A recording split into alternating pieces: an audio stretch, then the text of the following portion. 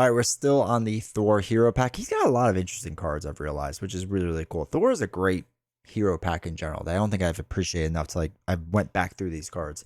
But today we're going to be covering two different cards. One makes sense in certain decks, and another I think it's another card I've never used. Well, no, that's not true. I've used it once, and I've just not used it past that. So I'm excited to get your thoughts on all of that. Do me a huge favor if you have not yet, hit the like button, hit subscribe. Really helps with the channel.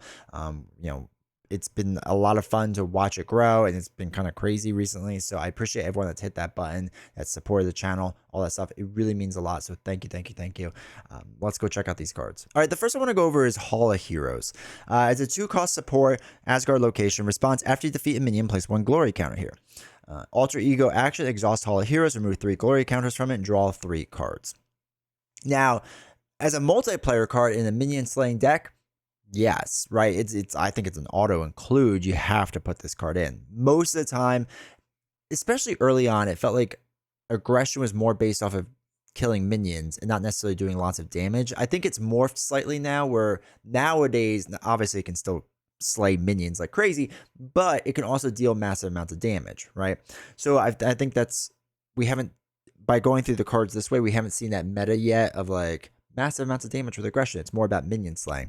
But if that's your deck build, and there are some really fun decks you can play that are based off of minion slaying, especially multiplayer, this card is an absolute must-have, right? Absolutely fantastic card. Works great. It's a lot of fun. And I mean, drawing 3 cards is just bonkers on your alter ego action. So it's one of those cards that you should definitely use.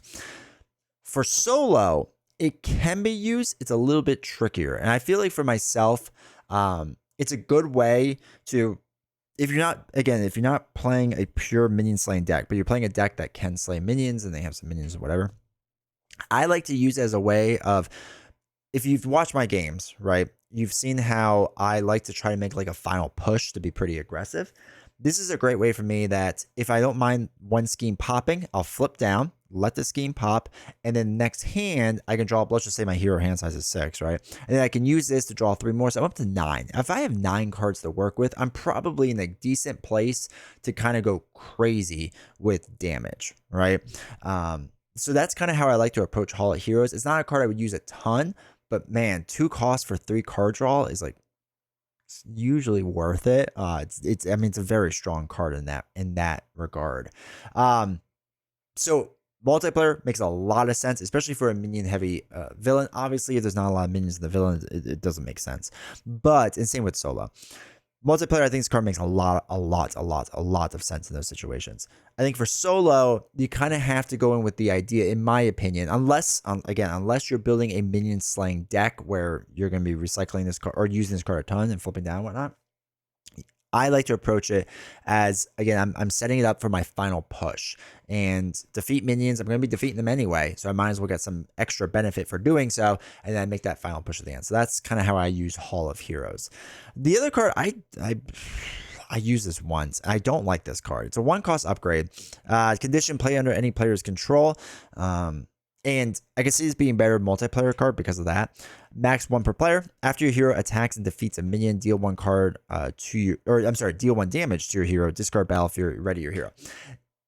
That's just a lot to ready your hero up. Now, again, in multiplayer, it makes more sense to me, especially for the non-aggression player that's there. Not even that, but just any player that like you want them to ready up and they're dealing with like cheap and easy minions, right? So they can just exhaust and defeat the minion, and then it lets them ready up. Now, they do have to take a damage to do it. Like, I think that's the part I don't like, especially for solo. I don't want to be taking damage, like, voluntarily. Multiplayer, it's a little easier to kind of spread around the damage a bit sometimes. Or, like, being able to flip down and while somebody else stays up, like, and you can heal up. Like, it's a little bit easier to time that all out.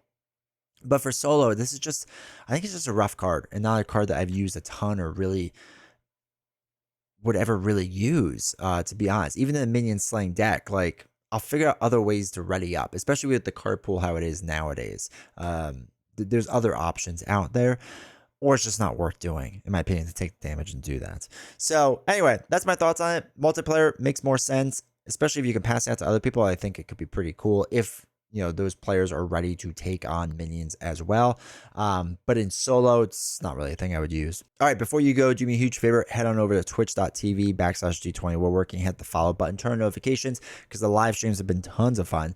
Make sure to join along, because every Sunday night we're playing Marvel Champions. Tuesday nights we recently played Final Girl. I think we're going to play some more Final Girl. We're going to play some other games. It's been a lot of fun. And then Friday nights we play 2-player games, either Marvel Champions or One Piece, Lorcana, different things. It's been really great. Everyone that has done that already, because we're closing on 1,000 followers on Twitch, which is really cool. Thank you. I appreciate it. Everyone that hangs out in the live streams, whether you chat or not, I appreciate you. Thank you for being there. Everyone that's hit the subscribe button on YouTube, if you never left a comment, it doesn't matter. I appreciate you doing that. I appreciate you watching the videos. And then finally, let me know your thoughts about these two cards, right? Battle Fury and Hall of Heroes. Do you use them? I'm more so solo, right? I know multiplayer, I think they still make sense, and you can comment on that, obviously. But I'm curious about solo. If Hall of Heroes is a card you use in solo, because I do think there is like a good place for it and a good argument for it. Battle Fury, not so much. So that's what I'm kind of more genuinely curious about. So anyway, thank you all for your support. I greatly appreciate it. I look forward to reading the comments. See you all next time.